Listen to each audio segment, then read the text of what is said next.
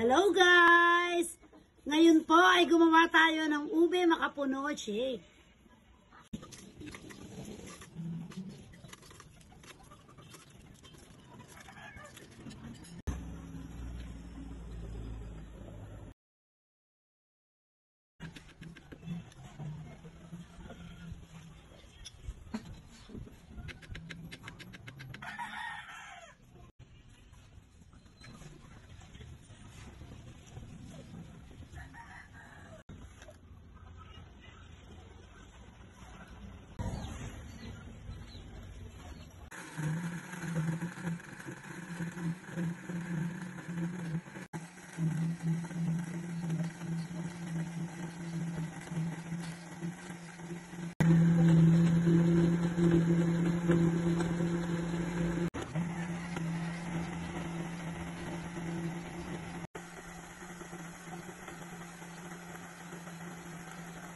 Gawa na po ang ating ube makapuno shake.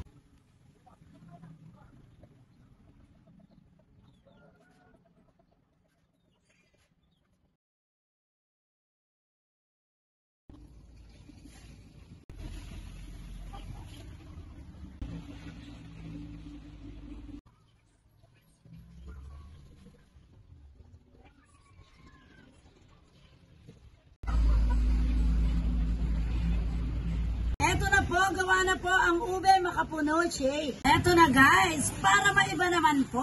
Kaya guys, kahit anong mga spread ang inyong maisip ay pwede naman pong gawing shake. Hindi lang po mga prutas at gulay. Ang sarap, matutulog kang nakangiti. Yummy!